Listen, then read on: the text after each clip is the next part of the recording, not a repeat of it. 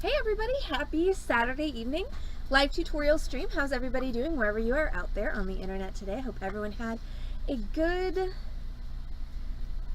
I hope everyone had a good Saturday. We had a lovely busy day here at Beading Dreams, a nice kickoff to the holiday season, which was fantastic. We had a great group of ladies in for a private class. They were super fun, and now we get to hang out with you guys. So all in all, totally a win for a Saturday. So this evening's project is Captured Cabochon. This is one that we've done before. This is not a new project for us, but it is such a useful project that I like to cycle it back in every now and then. Hi Lori! Because it is a cabochon setting that you can do without any soldering at all. Okay, it's just sheet metal, metal shears. Obviously there's some filing, there's some sanding, and there's going to be some template drawing involved, but there are no torches involved in this tutorial whatsoever. So it's one of my favorite ways to show people to use their cabochons if you are hoarders of cabochons or other things. Because you can also do this with found objects. It's, you know, anything that's flattish. It can't be too tall, and it's got to be mostly flat on the back. But within those parameters, you can use this setting for a lot of things. And I also am going to show you how to do the little integrated bail on the top there, because I think that's a really fun, neat sort of addition. And I just realized that I need something from over there. BRB. That is. Mary, how much have you been drinking?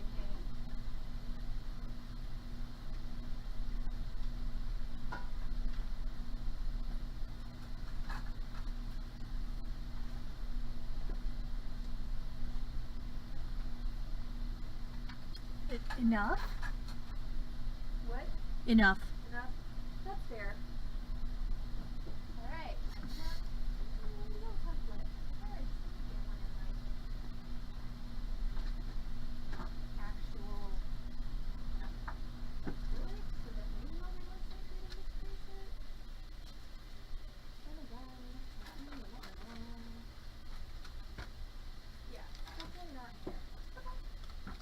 That's alright. We're gonna keep it old school with protractor. But Huh? really? What?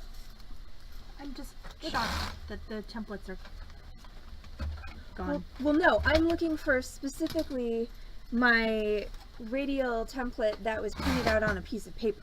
Oh! The one that has the circle with all the different angles of lines radiating out. Gotcha. Well, that makes sense. And that one seems to have gone, I just saw it the other day, but it seems to have gone missing. Okay, that's all right. So what do you need aside from the thing that I can't find in order to do this class tonight? Like I said, we're just going to do it old school, and that's going to be good. So I will kind of draw a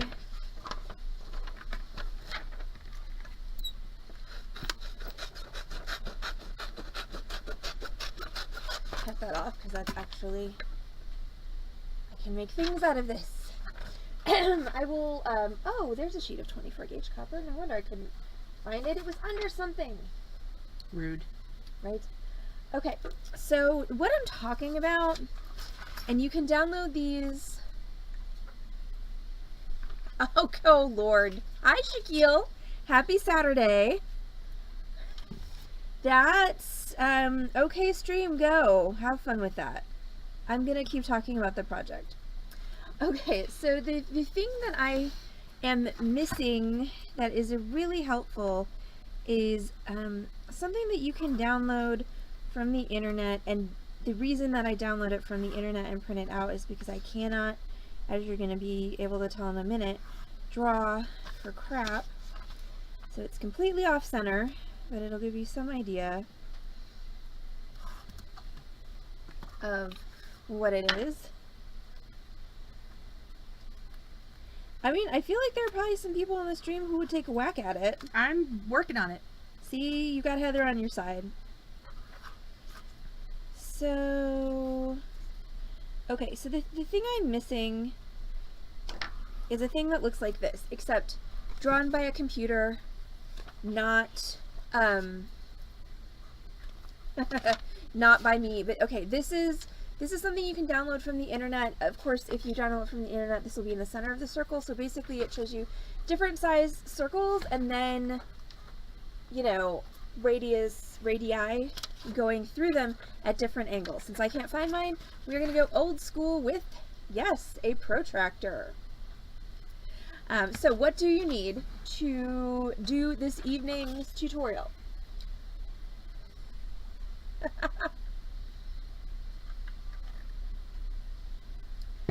Oh, Heather did word that quite nicely. Good job. So what do you need for this evening's tutorial? You're going to need a sheet of metal, 24 gauge. And because it's the end of the week and my hands are tired, I'm using copper. Copper is always going to be your most malleable metal. So if you have any problems with hand strength, arthritis, or anything like that, go for copper before you go for brass, bronze, or sterling silver. But you can do this in any 24 gauge sheet, including gold filled. You're going to need one cabochon.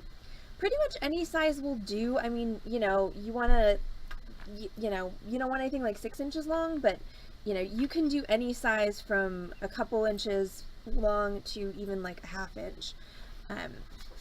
You can also, if you're doing a tiny one, if you're doing a little one, you could go down to 26 gauge sheet metal, but I would not recommend that for anything that is bigger than, say, ½ inch in diameter. So in addition to your sheet metal and your cabochon, the other supplies you're going to need are a piece of paper to make a template, a ruler. I personally am a huge fan of graphing rulers, which are these clear rulers that have all of the grids on them. They make it super easy to draw parallel lines. And as I said, old school protractor. You're also going to need metal shears and various abrasive devices, sandpaper and steel wool among them. Also possibly a file. If you have any extra sharp edges, a file is going to be helpful to you. Okay, so I'm going to start by making a template for my piece. So I have my piece of paper here. And sorry, I did not check this frame, obviously, before I got on stream. So let's fix some things here before I try and demonstrate anything, because right now you can't see anything. It's so bright. Alright, so let's see. Auto exposure, are you going to be nice to me today? Alright, not bad. How about autofocus?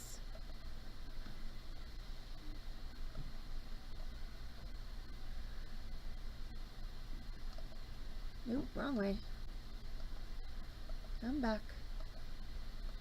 Back to me, focus. Oop.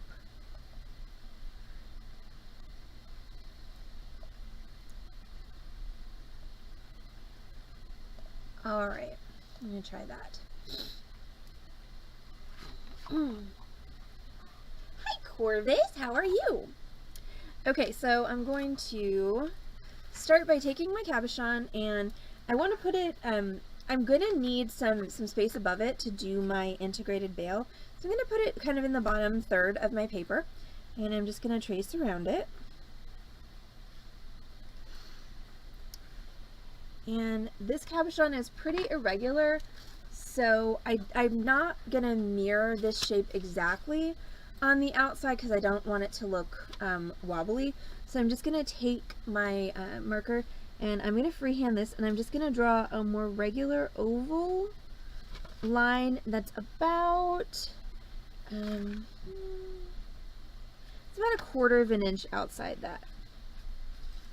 Like I said, I'm freehanding this. I did not miss my calling as an illustrator, so, you know, nobody judge me too harshly. Too late. Alright, well, apparently Heather's already judging me harshly, but no one else.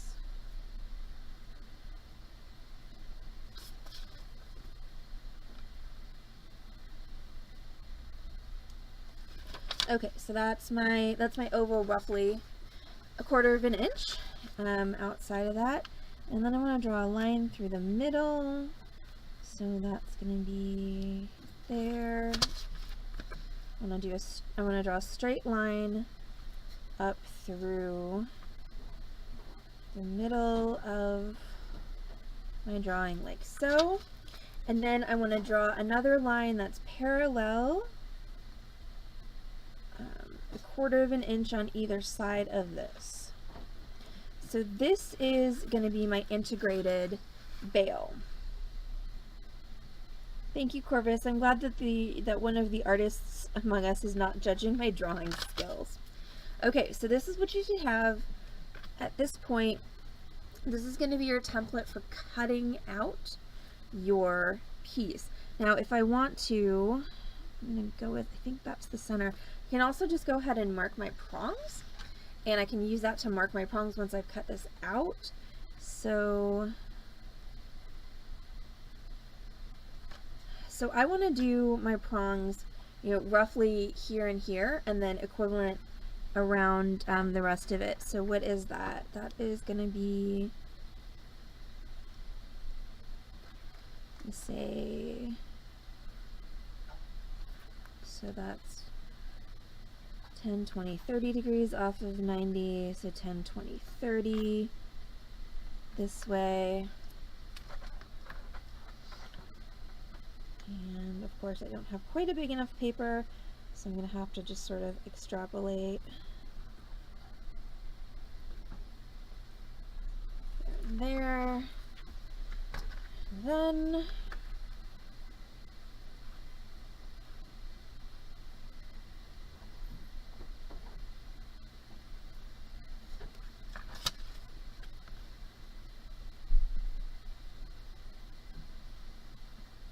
yeah, that didn't work the way I wanted.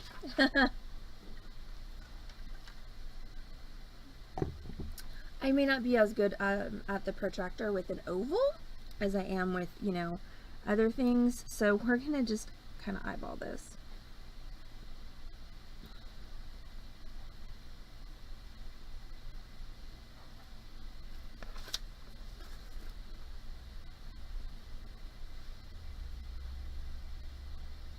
Okay, so you want those to be basically equidistant, and then we're gonna mark this on the metal as well, but we just want to go about a 1/16 of an inch on either side of this, so that my total width for this is going to be my little prong tab is about 1/8 of an inch. Once again, now I'm just kind of eyeballing.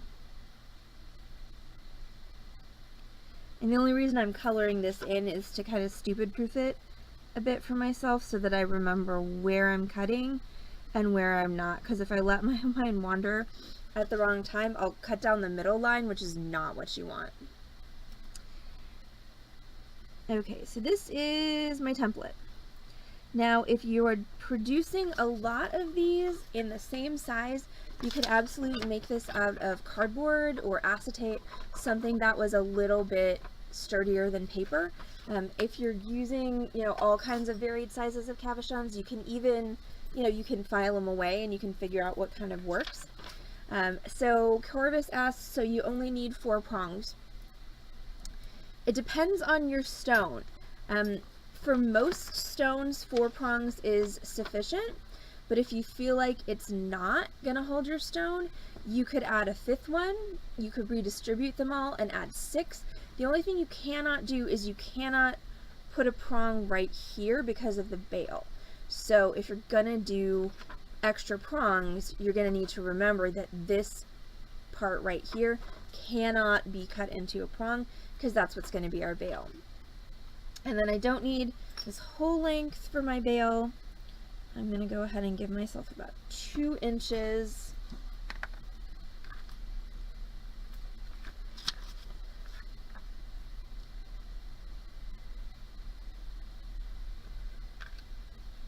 And there we go.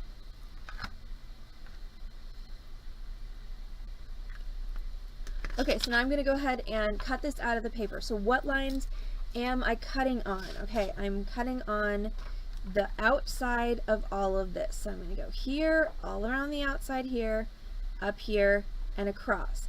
I am not cutting on this line. I am not cutting on these lines.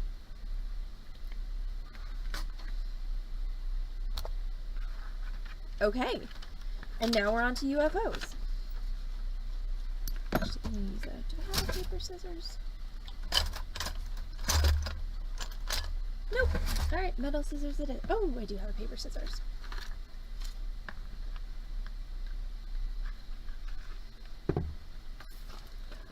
So how did we go from girlfriends to UFOs? I am curious.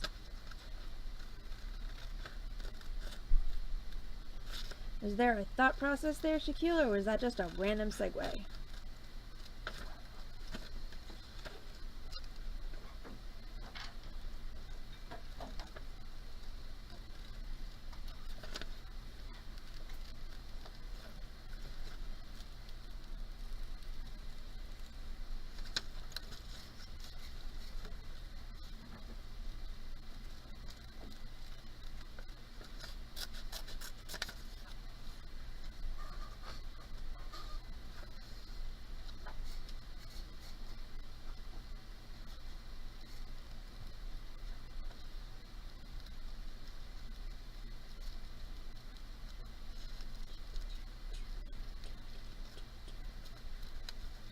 Alrighty.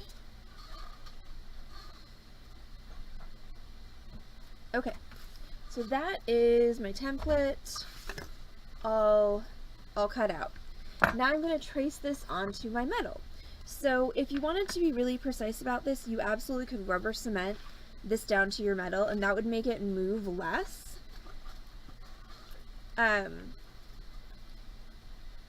Okay, Corvus, now we need to hear that story.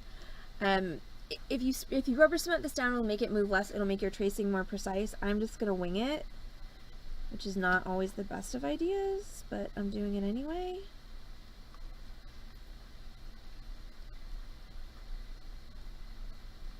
So especially if you're using paper, make sure you're actually tracing on the outside of your template and that you're not letting your marker get underneath. You could also do this with a scribe, but I'm a commitment phobe when it comes to tracing on metal, so I like using non-permanent methods. Sharpie comes off your metal extraordinarily easily with rubbing alcohol. So, and then while I've got my template on here, I'm just going to mark outside my circle where my prongs are.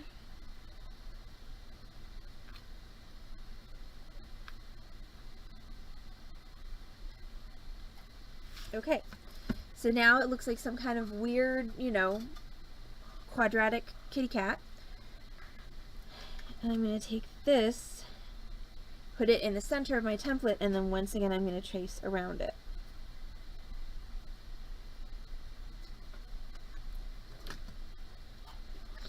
And then I'm going to take my prong lines and I'm going to extend them in. And what I want to do is I want them to come to the point where they're just inside of this circle or oval that is your cabochon. And the reason for that is, remember, I traced around the outside of my cabochon, so if I don't extend my prongs a little bit on the inside, I'm going to have prongs that are too loose, and that is not going to lead to a good result.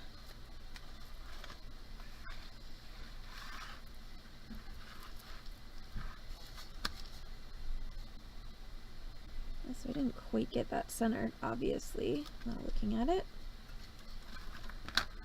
I'm going to adjust a bit upwards. See, this is why I like to do things with a marker instead of a scribe, because it's easy to change things. Selling stuff is good.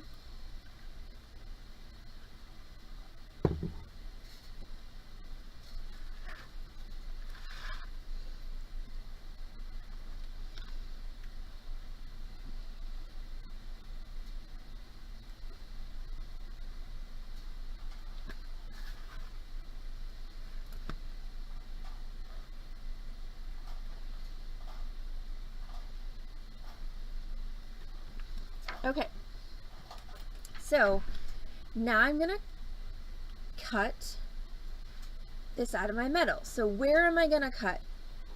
I'm going to cut this outside shape just like I did on my template, and then I'm going to cut out the edges of these shaded areas. These are my prongs. So I'm going to cut on this line, and I'm going to cut on this line.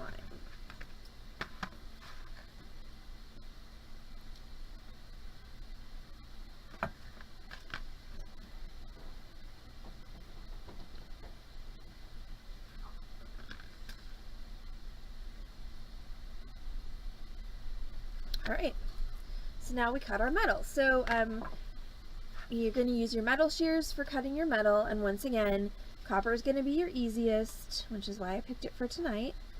And you're just going to cut on the lines, and when you're cutting metal with shears, you want to try not to snip to the end of the shears. You want to keep a continuous cut, but you got to watch it on the corners that you don't overcut. So you want your cut to stop right at that corner, right there. Try not to cut in.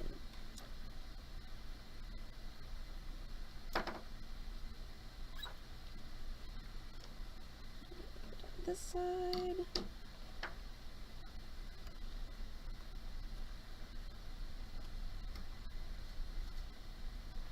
Sorry, hold on. I have to read Corvus's Abducted by Aliens story.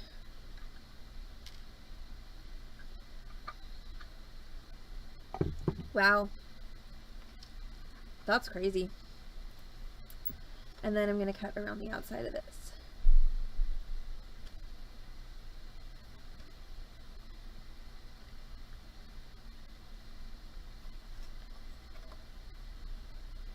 So when you're cutting metal, of course, be careful of the pointy edges, because they hurt if you stab yourself with them. And be careful of the edges that you've cut until you finish them with steel wool or something, because you can give yourself a pretty good slice. And so when I get to a corner like this, what I find is usually easiest is to kind of rough cut it out of the sheet first.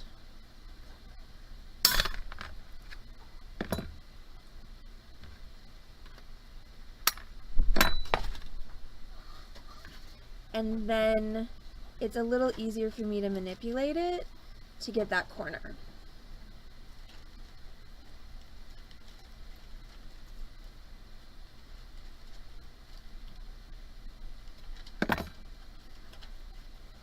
So there's that. And then I'm just going to do the same on the other side.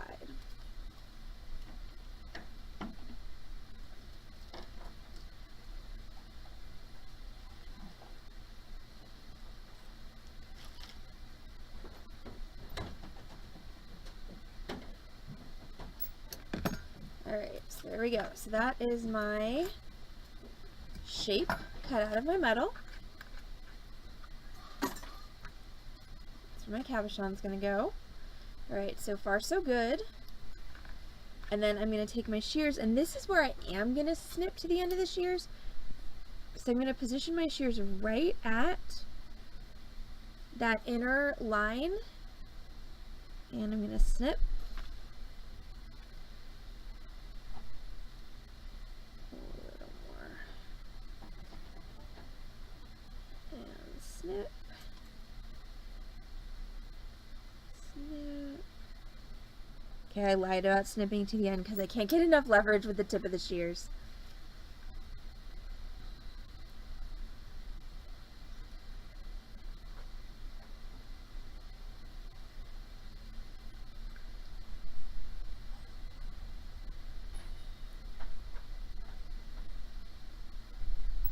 Alright, so there we go. That is all of my cutting. Woohoo! And I just now realized that I don't have pliers over here, so that's exciting. So you can stare at that for a minute and I'll be right back.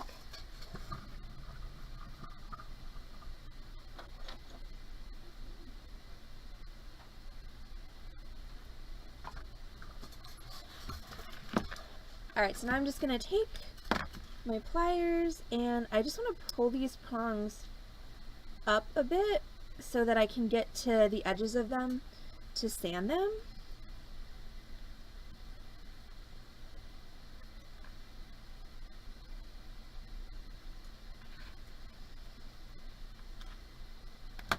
Like that. Okay, at this point I do not need my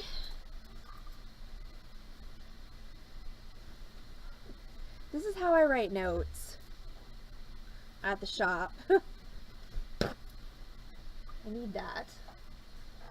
So now I'm going to just take some rubbing alcohol and just spritz my metal with it and just wipe away all my lines.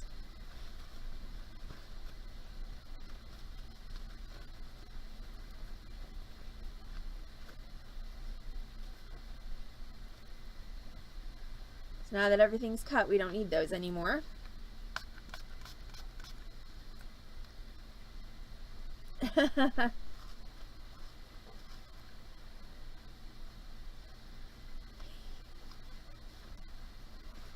Corvus, the aliens definitely would have taken you. Are you kidding? I know. I'm glad you weren't born yet, because you wouldn't be here with us. Yeah. Okay, and then... They're like, these are our people. Right? Okay, so now I'm going to take my fine steel wool. Now, if your edges are extra rough, give it a go with a 320 grit sandpaper first. But mine are not bad, so I'm going to go ahead and just steel wool them. And that should do a pretty good job. Make sure you steel wool the edges of your prongs as well, and it's going to get kind of catchy on there, so you just sort of have to, you know, deal with it.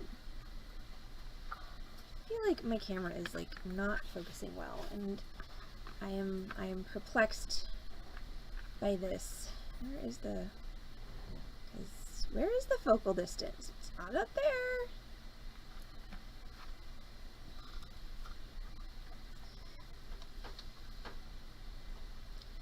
I mean, maybe you would have superpowers, Corvus. But would you be watching the Beading Dreams stream if you had superpowers? I have watched Corvus have superpowers. I can't forget this. There you go.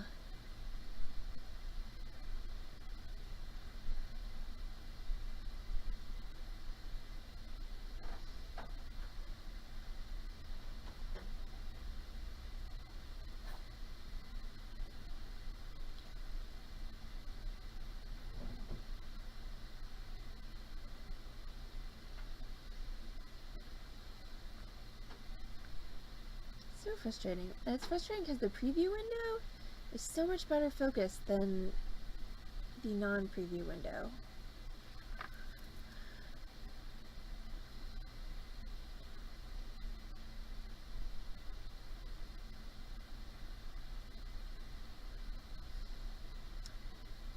I need to look into cameras. Corvus, you posted the link in Discord to the new camera you got, right? Okay, that's much better. I'm happier with that. Okay, so... Ooh, Lori, I'm behind that. Heck yeah, that'd be amazing. If you had superpowers, I would ask you to teleport into my kitchen. Okay, so you can spend as much time as you want to smoothing out these edges. I'm going to just kind of push right on through, but just things, okay, so this down here, see this little point? That is something that I would use some sandpaper to just get rid of. Just even that out a bit, like so. And then, you know, just make sure that these points here are not super deadly. And that's another one that's better with sandpaper than steel wool. I've just knock those points down just a little bit. So all I'm doing is just, you know, rounding out that point just the slightest bit.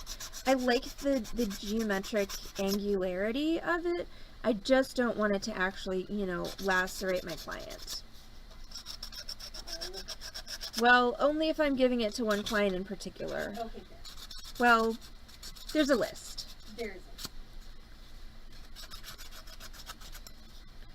Ooh, if you had teleportation, you should totally live with Jeff because you would eat so well. Then I'd have even more trouble fitting into my leggings. But, Jeff is good at preparing healthy things. He is. That was 320 Corvus, which is one of my favorites for metal because it is coarse enough to take off metal quickly and easily, but fine enough that it doesn't leave giant scratches. Also, I did realize I need to go get one more tool, so I'm just going to go do that now.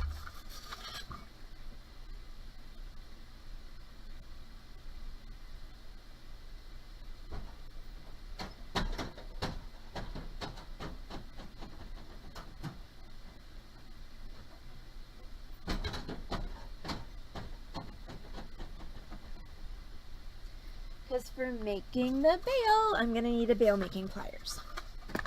Okay, so now I can set my stone. So I'm going to take my stone, and I'm going to set it in there. Ooh, Allison made a tactical error. Uh-oh. Okay, so here's what I did wrong, kids.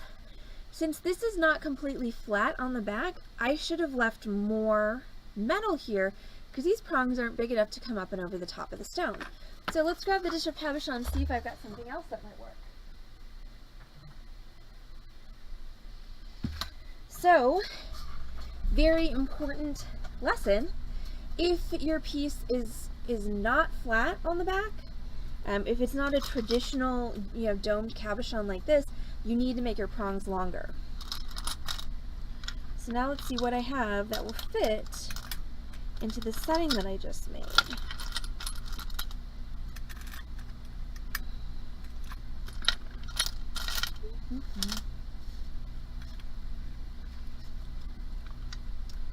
Well, that obsidian was really freaking cool. But will you fit is the question. Yes, it's true.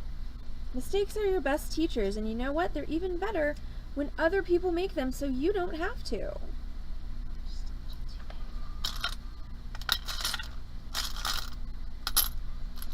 That's half of what paying for a class is paying to benefit from all of the mistakes that your teacher person has made for however long they've been doing whatever it is they're teaching.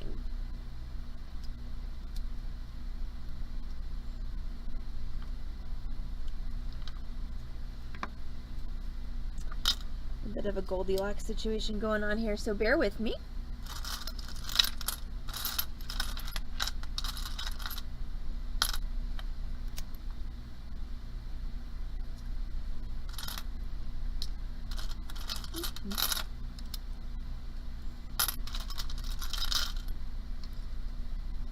Oh, wow, that's pretty. That's cool. Okay, I got one more place to look.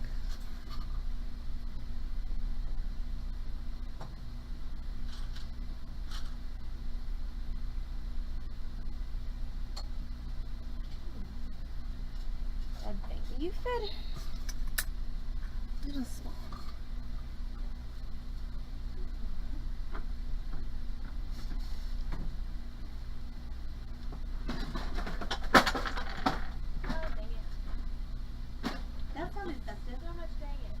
So much, dang it! Oh, dang it. Such language, woman! On the internet and everything. I think Cassie's not here anymore. True. I think she's heard that word. Fairly certain. Probably. So yeah, so this is a fun thing that happens is, and this is why we hoard cabochons, because, okay, I screwed up. Ooh, Corvus, this one wants to say hi to you. Uh-oh. Is it labradorite? Yes, it is. It's that big, honkin' giant pretty labradorite. Yeah, that does sound like Corvus. It is. Very Corvus. I can't wait to do something with that. But this is why we hoard cabochons, because it's like you never know when you're going to screw up and need some random something to fit into the space that you screwed up. Okay, well that one's actually, that's the best one yet. Okay, so I think we may have a winner.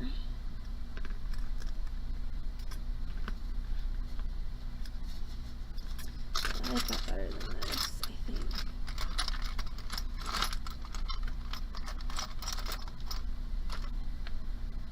Alright, we have a winner. We're going to use this vintage vintage glass cabochon.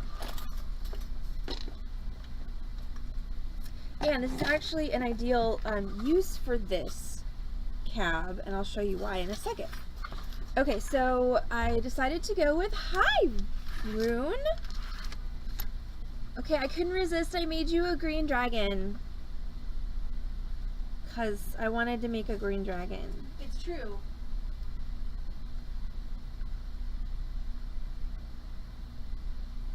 She was told to hold off. I know, Heather did tell me to hold off, and I just really wanted to make a green dragon. So you don't have to take the green dragon if you're not ready for it. But this is the green this is the green dragon that I made. And I was very happy with how it turned out. Oh, thank you, Corvus. I know. Okay, well, it's not going anywhere.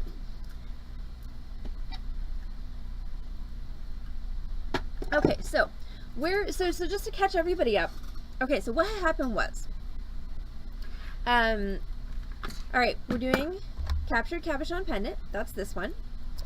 And so we started by making a template for this stone, and we cut the whole thing out of metal.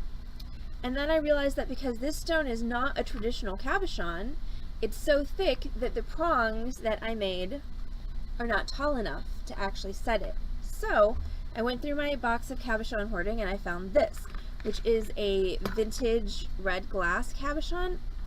And this is actually perfect because see how it has the chip out of the side? That just so happens to sit right underneath that prong, which will totally hide it. So this is actually fortuitous because I love these vintage glass cabs. They're a really pretty clear red that you can see right through if I could get the light to shine through it, which apparently I can't. But almost all of them that I've been able to find have chips out of them in some fashion. So it's going to be nice to be able to kind of hide the chips. So now we're back to where we were when I realized that I had screwed up, which is pushing down the prongs. So you can do this with pliers, or I'm going to use a prong pusher. And I'm just going to put this flat on my work surface. And I'm just going to catch the prong and just bend it over my stone. And then I'm going to go to the opposite side and I'm going to catch this prong and bend it over my stone. I'm going to do these two. And we just want to make sure that it's centered, which it is, and then I'm going to go with my chain nose and gently just crimp these down so that they form a little bit more to the stone. See, when you do it initially, it doesn't really curve to the stone as much. So I'm just going to take my pliers to just kind of crimp that down and give it a little bit more purchase on my stone. And do that all the way around. So it's interesting because I'll show you in a second. So this stone is actually taller than my original stone, but the edges come down further, and that's why it works with this and it didn't work with that. And if you get any kind of torquing of your frame like that, you can just go ahead and gently put that back with the chain nose pliers. You want to make sure that your stone doesn't rattle. Rattling stones are never a good sign. And then I'm going to take my bail making pliers and I'm just going to roll down this integrated bail. So I'm just going to take these and I'm just going to roll it down. And you can start to overlap it. I don't think I want to overlap mine that much, so I'm actually going to shorten this. I did 2 inches, and I think 1 inch is probably more like what I wanted for this piece. I don't necessarily have to worry about this edge that's cut because it's going to be inside the bail. So I'm just going to roll this down, and I like to roll it just a little bit on the back, like so. And you can once again kind of snug that up with your chain nose. And then if you feel any rough edges here, you can take a file or sandpaper and you can just file the edge of that bail flat.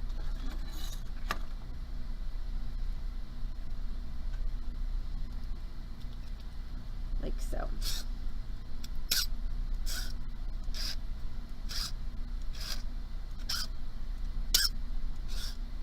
And then after I've filed that, I may want to go back with my steel wool. The stone that didn't work Corvus was a quartz druzy.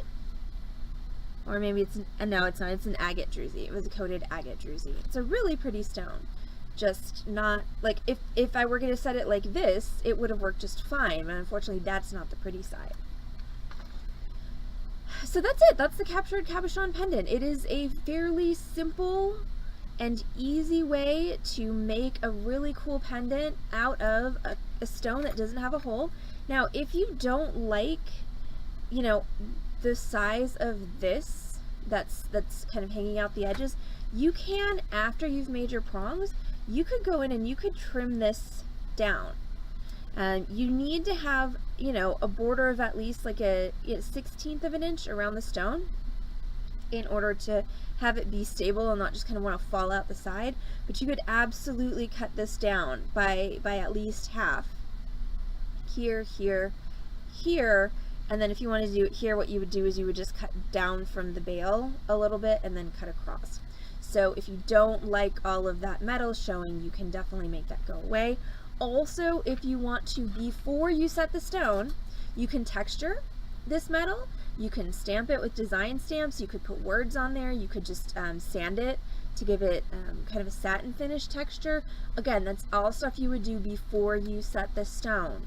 You can also, you know, if you want to put something on the back, you could put your maker's mark. You could put a saying, you know, again, things you do before you set the stone. So this is just kind of your basic blank canvas, but you can embellish this as much or as little as you want. So that is our captured cabochon pendant. People, thanks so much for hanging out with us on the Saturday evening live tutorial stream for our captured cabochon tutorial.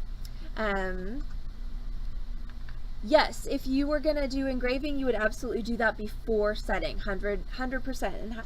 And welcome in. Also, Ayana, and ouch, that hurt. So yeah, it's just a general rule of thumb for most fabrication and non-fabrication projects that if you're setting a stone, the stone is always the last thing to go in. It's always the very last. You do everything before then. So if you were going to tumble it, you know, engrave it, stamp it, texture it, oxidize it, any of that stuff before the stone goes in. All right, so that's our Saturday evening tutorial for you all tonight. Now, don't forget that it is Saturday night. That means we have a live sale coming up in about half an hour. It's going to start probably around 7:45 because I just made myself bleed. So I need to make myself stop bleeding. And also I need to figure out what I'm selling. But I know we've got some cool amethyst geode chunks, and I found these really neat skull beads that have never been on stream before. So I'm going to have a fun and eclectic sale for you all tonight. That's going to start on this channel, twitch.tv/beadingdream at around 7:45, so in about 30 to 35 minutes. If you are not going to join the sale, we appreciate you attending the tutorial. Thank you so much. And we'll be back next week on this channel, twitch.tv/beadingdream, starting our tutorials that make great holiday gifts. So our project for Wednesday's stream at 6 p.m. is going to be this champagne cork keychain. It's a great gift for any of the wine or champagne lovers in your life. It's also very quick and very easy. As we get closer and closer to the actual gift giving holiday, I will be focusing on quicker and easier tutorials to help you with all of your last minute gifting needs. And don't forget, if you buy beads on tonight's stream, we will make sure you have them in time to make your holiday presents. So don't feel like you can't buy anything because you won't get it in time, because Heather and I will make that happen. So that's it for me for the tutorial stream. Again, I'm Allison from Beading Dreams in Dallas, Texas. Thank you so much for hanging out with us on the tutorial stream tonight. And we'll be back on this channel, twitch.tv/beadingdream, Heather and I both, in about 30 minutes for the sale. We'll be back next week starting our holiday gift giving tutorials. I just glued some things together that I didn't mean to glue together. Oh. Yeah. So hopefully everyone will come back for the sale. Don't forget, get yourself a cocktail if you're so inclined. Hi, Crafty. How are you? Yay! Unfortunately, you caught the end of the tutorial because I just finished. But yay! It's so good to see you, Positively Crafty. So we'll be back in 30 for the sale. Here on twitch.tv/beadingdream, and then next week we start holiday gift giving tutorials. So I'm gonna go get ready for the sale, and I will see you all back on this channel, twitch.tv/beadingdream, in 30. Bye, y'all.